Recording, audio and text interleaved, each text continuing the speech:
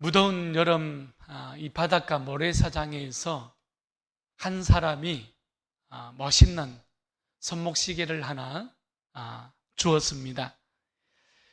그런데 이 시계가 왜 이 바닷가 모래사장에 떨어져 있는지 궁금해지기 시작한 거예요. 그 궁금증으로 인해서 이렇게 추리를 하기 시작했습니다. 이 바위가 깨져서 자갈이 되고, 자갈이 깨져서 모래가 되고, 모래가 흙이 되어지는 것이 자연의 이치구나. 그러니까 그 흙으로부터 철분이 모여서 쇠붙이가 되었을 것이고, 그 쇠붙이가 이제는 세월이 지나면서 우연히 쪼개어져서 톱니바퀴가 만들어졌고, 또 그 쇠붙이가 모여서 우연히 이 용수철이 되었을 거야. 분명히 그럴 거야. 이것이 자연의 이치거든. 또 세월이 지나니 그 톱니바퀴가 우연히 조립이 되어서 이가 맞아 들어가고 용수철을 통해서 시계가 조립되어져서 완성품이 나왔고, 또 우연히 이 모래사장에서 나에게 발견되었을 거야. 이 모든 것들이 우연의 일치이지. 야, 정말 멋진 일이야. 이렇게 감탄을 했다는 거예요. 여러분들은 이 추리에 쉽게 동의가 됩니까? 여러분, 전혀 쉽지 않을 것입니다. 동의하기가 정말 만만치 않을 거예요. 오히려 좋은 솜씨를 가진 기술자가 온 마음을 다해서, 온 정성을 쏟아서 이 멋있는 시계를 설계하고, 또 쇠붙이를 갈고 닦아서 톱니바퀴를 만들고, 용수철을 만들고, 긴 바늘을 만들고, 짧은 바늘을 만들어서 설계도에 있는 그대로 섬세하게 조립해서 완성되어진 것이 손목시계라는 설명이 아마도 우리에게는 조금 더 호소력이 있는 설명이 될 것입니다. 여러분, 작은 손목시계를 보면서 아주 정교한 그 솜씨를, 그 기술자가 가지고 있는 그 솜씨를 우리는 보게 되는 것이죠. 1분 60초, 1시간 60분, 그리고 24시간을 정확하게 청량해 내는데, 여러분, 무려 그 작은 손목시계 안에 약 1000개가 넘는 그런 부품들이 조립되어져 있다는 거예요. 여러분, 그 부품 하나하나가 각자 자기 위치에서 자기의 역할을 다 하면서 하루하루를 24시간을 정확하게 청량해내고 있다는 사실이죠. 마찬가지로 우리가 살아가는 이 우주를 한번 생각해 보십시오. 여러분, 어떻습니까? 사시사철 별들의 움직임은 여러분, 인간의 마음으로, 인간의 계획으로 이룰 수 없을 만큼 조화롭지 않습니까? 물은 항상 낮은 곳을 향하여서 흘러가고자 하지요. 또한 구름은 어떻습니까?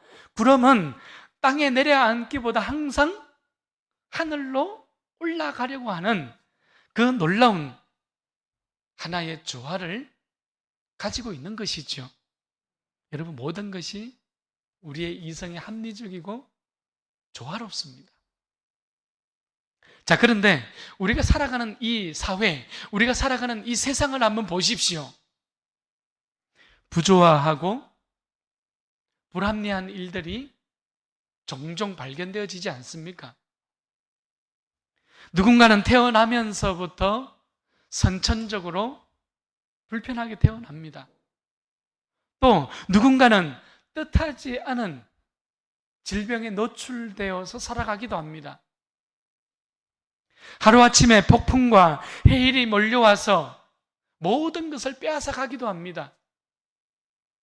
또 밤잠을 자는 사이에 여러분, 아파트가 무너져 내려서 그 행복들이 순식간에 고통과 두려움과 눈물로 바뀌어지는 현장이 되기도 합니다. 우리는 이런 일들을 보면서 왜? 라는 질문을 하게 되지요. 여러분, 하나님의 정의는 어디에 있는가? 공의의 하나님은 살아계시는가? 왜 하나님은 나에게 이런 고난을 허락하고 계시는가? 여러분, 이런 질문들을 우리는 할 수밖에 없는 것입니다. 이런 의문들을 가지게 되는 것이지요. 오늘 예배드리고 있는 여러분들은, 우리 성도님들은 어떻습니까? 이런 상황 속에서 이런 질문들 가운데에서 우리는 가장 아래쪽으로 내려가면 변하지 않는 근본적인 하나의 전제가 있다는 것을 우리는 발견하게 되는 것입니다. 여러분, 변하지 않는 하나의 진리지요. 그 하나의 사실이 가장 밑 베이스에 있다는 것을 우리는 깨닫게 되는 거예요.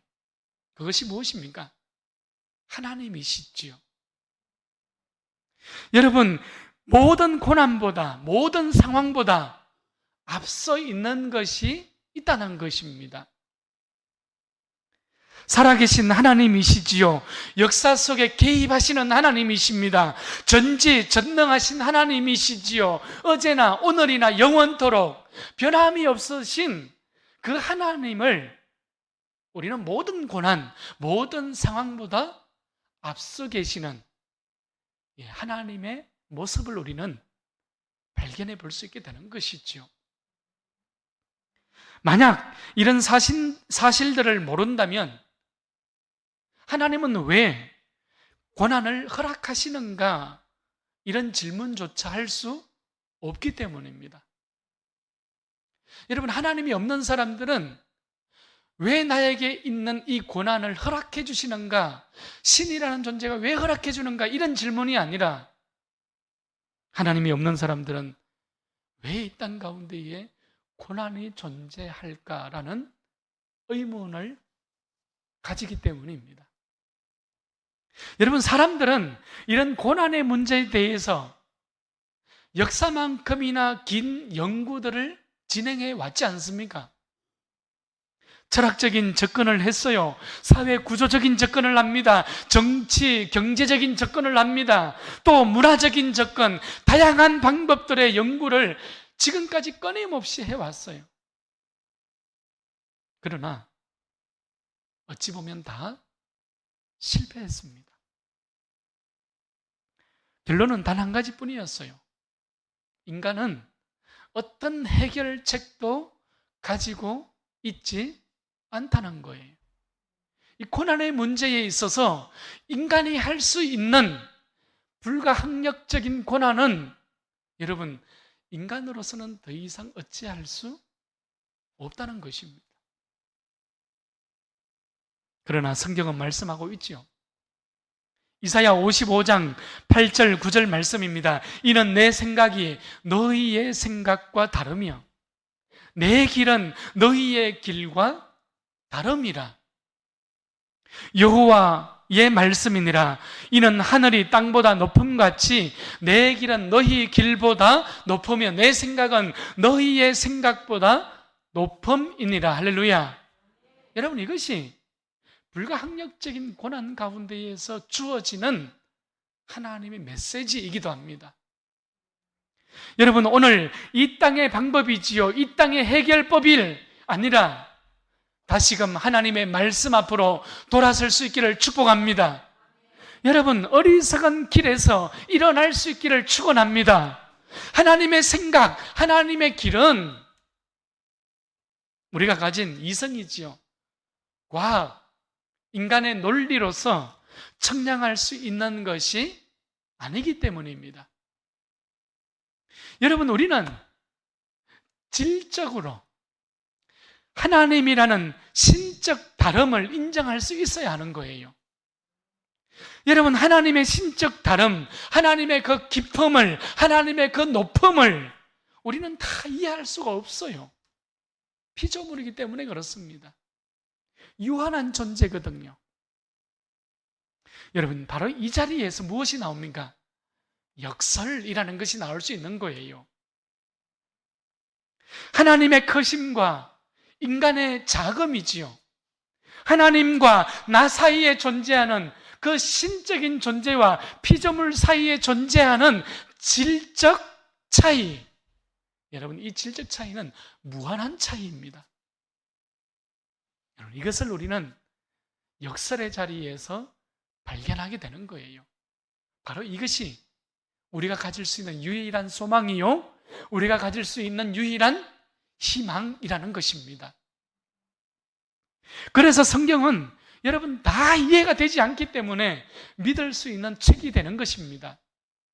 여러분, 그래서 하나님은 다 이해할 수 없는 하나님이시기 때문에 믿을 수 있는 하나님이 되는 거예요. 인간의 이성으로 그 무한하신 하나님을 우리가 어떤 모양으로 정립해 놓는 그 순간 하나님은 더 이상 하나님이 아니라 괴물의 형상을 가지고 서 있다는 것을 우리는 볼 수 있어야 하는 것입니다. 더 이상 하나님이 될 수 없기 때문에 그래요.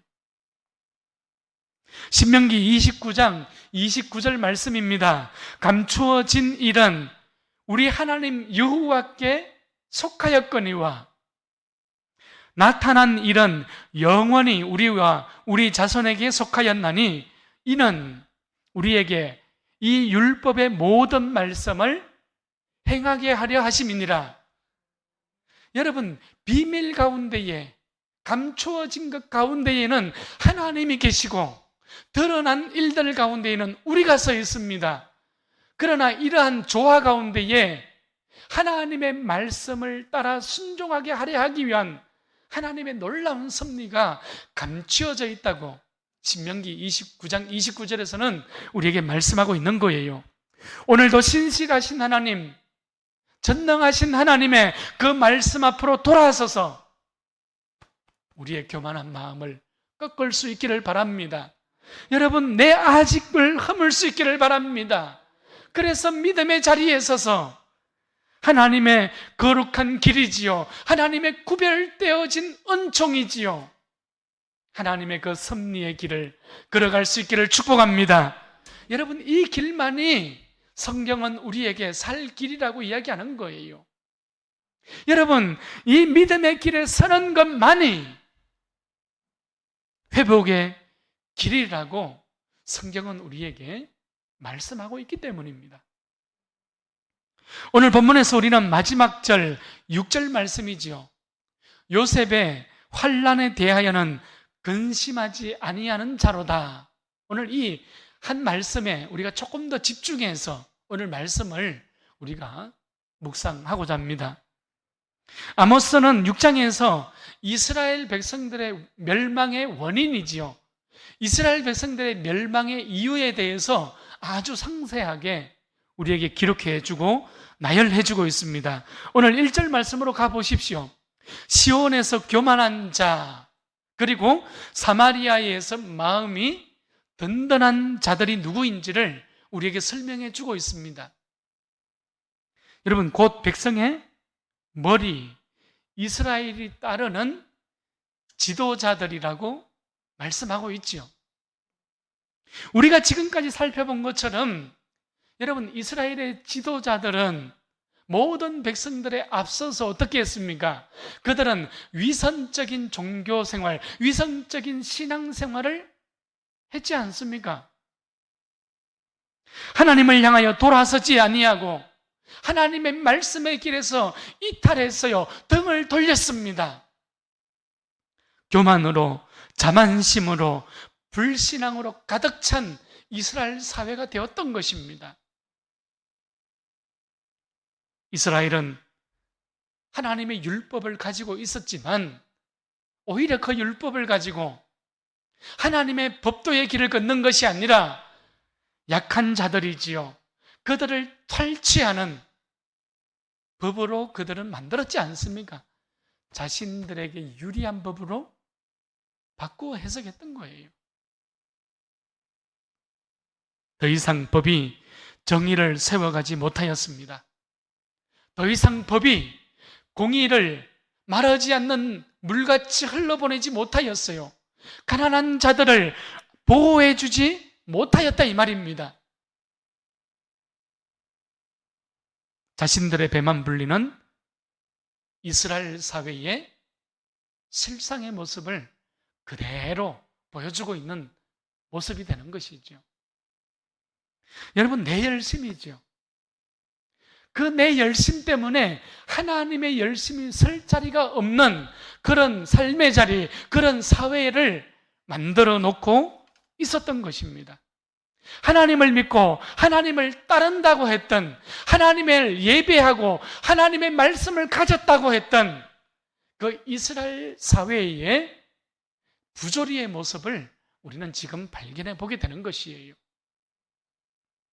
이스라엘 백성들은 모두가 예배의 자리에 나가서 정해진 율례대로 하나님을 예배했습니다. 그들은 절기마다 하나님 앞에 정해진 제물을 하나님 앞에 올려드렸어요. 여러분, 그들은 7일의 하루는 금식하며 하나님 앞에 기도했습니다. 그런데 하나님의 임박한 심판을 피하지 못하고 있습니다. 지금 아모스는 하나님을 하나님되이 하지 못했던 그 사회의 불의와 위선적인 종교행위지요, 위선적인 신앙을 스스럼 없이 가지고 살아가는 바로 그 이스라엘 사회를 향하여서 하나님의 심판을 여러분 마치 퍼붓고 있는 그런 모습을 우리는 발견해 보게 되는 거예요. 여러분, 창세기를 보게 되면 요셉은 어떤 삶을 살아갔습니까? 어린 시절에, 그 나이 17살입니다. 그 어린 나이에 젊은 시절을 살아가면서 고난의 삶을 살았지 않습니까? 요셉은 형들로부터 미움과 질투를 받았잖아요. 아버지의 편애 때문이었습니다. 게다가 하나님께서 주신 꿈을 자랑하다가 어찌했습니까? 여러분, 애굽의 노예로 팔려가지 않습니까?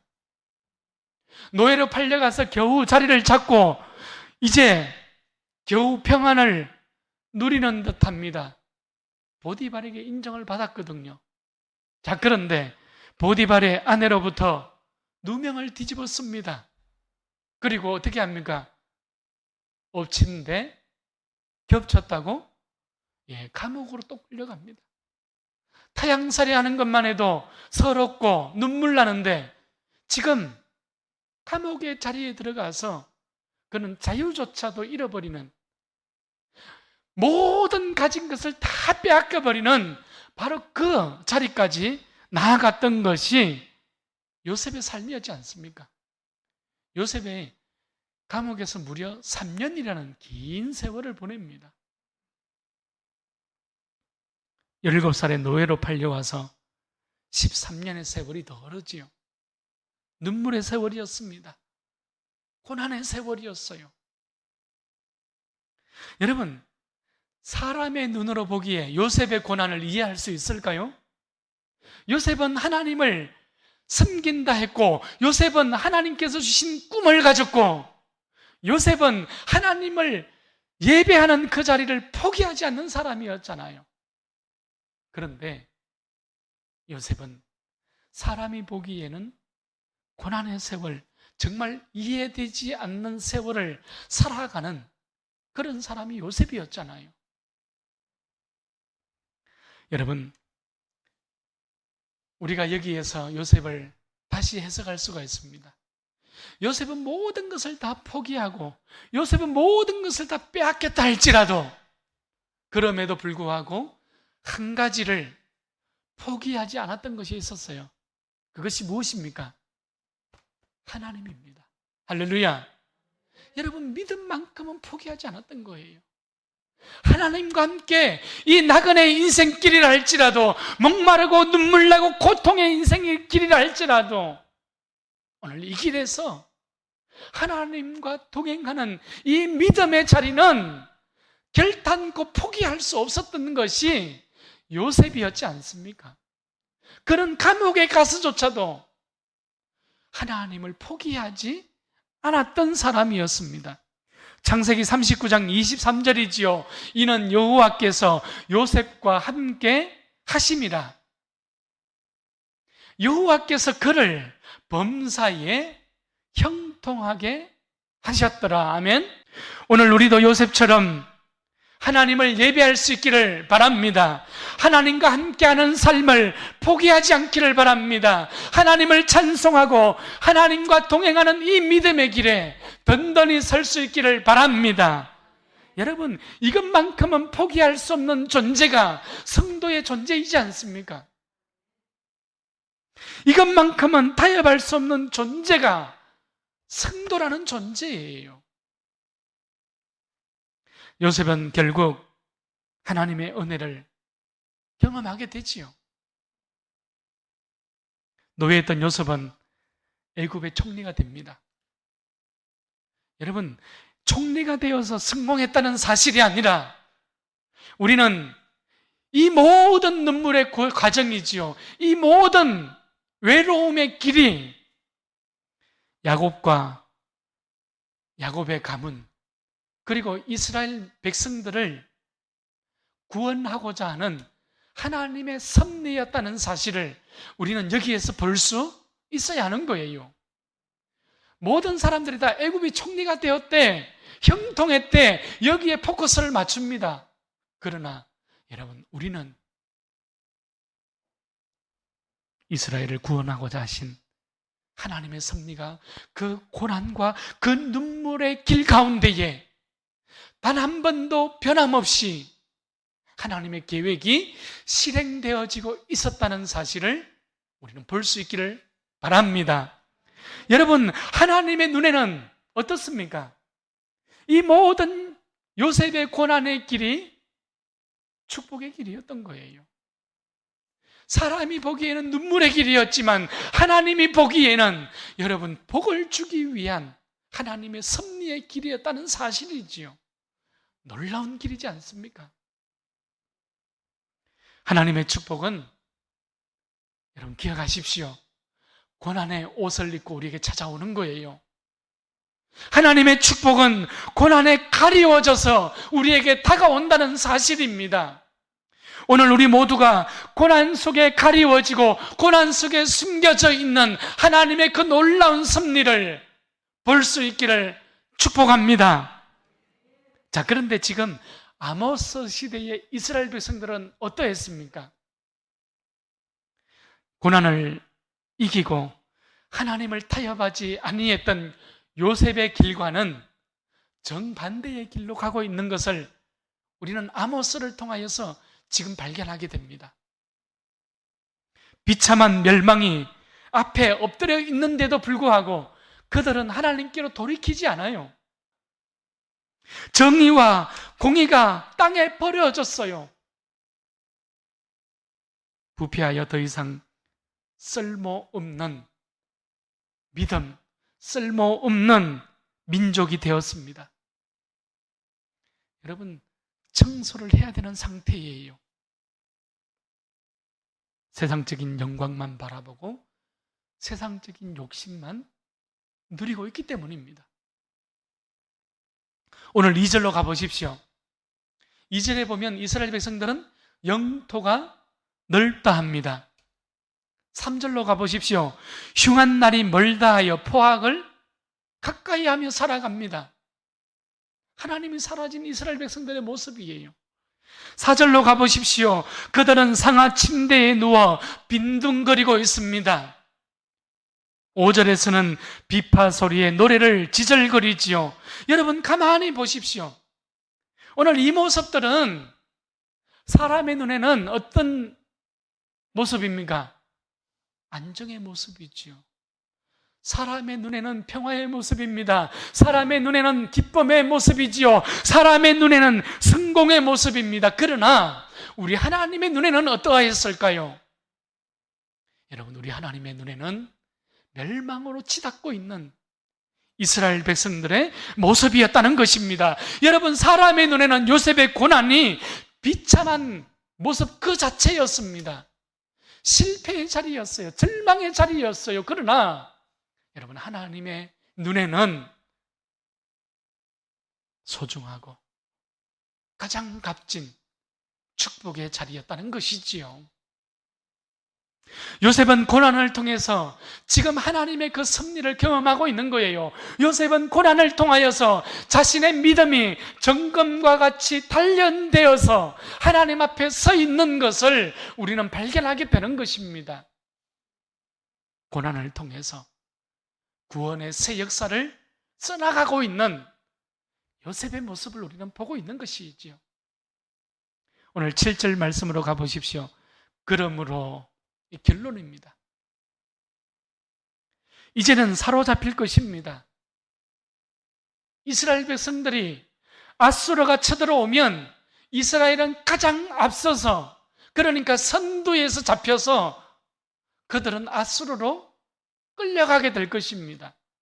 여러분, 왜 많은 민족들 가운데에서 이스라엘이 가장 앞서서 끌려갈까요? 이스라엘은 부유했거든요. 그러니 전쟁에서 성전부를 올릴 때에 여러분, 부유한 사람들을 가장 앞세워서 여러분, 그 공의, 그 전쟁의 대성을 기념하고 싶어 하는 것이 당시의 문화이기도 했기 때문에 그렇습니다. 무서운 모습이지 않습니까? 계속해서 7절을 보십시오. 이스라엘 백성들이 기지개를 켜는 자의 떠드는 소리가 어찌 됩니까? 그치리라. 이제는 더 이상 상하침상에서 기지개를 켜는 여유가 사라질 것이라는 말씀입니다. 여러분, 이 모습이 향락에 도취된 이스라엘 백성들의 모습이지요. 하나님을 등진 이스라엘 백성들에게 주어지는 결론의 모습이라는 것을 우리는 잊지 말아야 합니다. 여러분, 이 인생의 모습이 하나님이 버려둔, 하나님이 붙잡지 아니하는 인생의 모습이지 않겠습니까? 여러분, 이 모습이 하나님께서 고개를 돌린 그런 인생의 모습이지 않겠습니까? 오늘 말씀을 정리합시다. 오늘 우리가 기억해야 할 것은 요셉의 환난이지요. 요셉의 고난입니다. 오늘 본문에서 요셉은 고난받는 이스라엘 백성들의 이웃을 상징하고 있다는 거예요.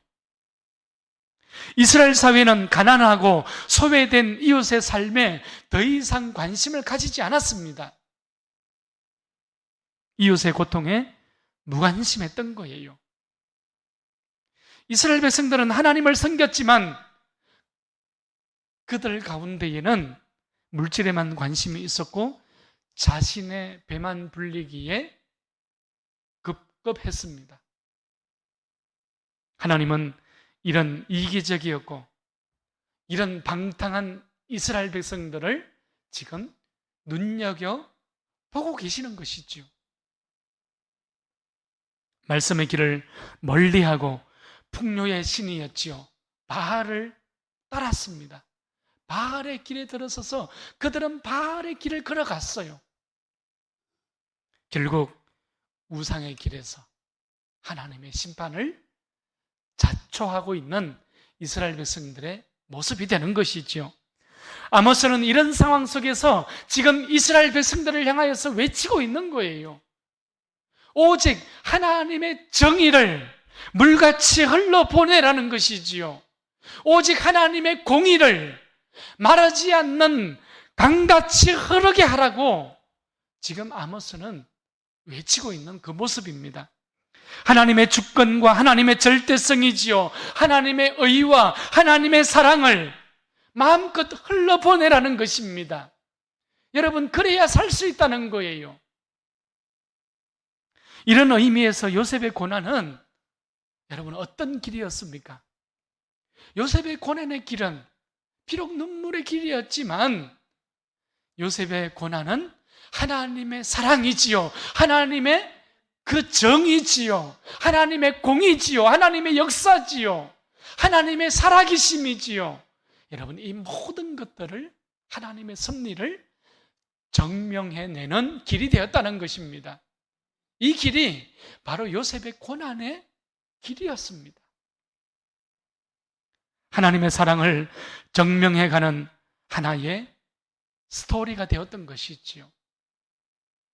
요셉의 이야기만 그렇겠습니까? 여러분, 성경에 나오는 수많은 우리 믿음의 선배들의 이야기도 마찬가지입니다. 또한 오늘 이 시대에 우리의 이야기도 그러해야 되지 않겠습니까? 우리 넓은 교회가 모든 걸어가는 삶의 발자국들이, 우리의 믿음의 행진들이 하나님의 걸작품으로, 하나님의 포이에마의 놀라운 이야기가 될 수 있기를 축원합니다. 여러분, 오늘 요셉의 고난이 하나님 되심을 증명하는 이야기가 되었던 것처럼, 우리도 말씀 앞으로 돌아가서, 우리도 예배의 자리로 다시 돌아가서, 우리도 하나님의 성령의 충만함의 자리로 다시 돌아가서 하나님을 하나님 되게 할 수 있기를 바랍니다. 다시 말씀의 등불을 밝히십시다. 다시 기도의 무릎을 꿇으십시다. 여러분, 그래서 정의를 물같이 오늘 이 역사를 향하여서, 이 세상을 향하여서 하나님의 공의를 말하지 않는 강같이 흘러보내는, 그래서 하나님의 말씀이 실천되어지는 우리 모든 성도님들, 우리 넓은 교회가 될 수 있기를 축원합니다.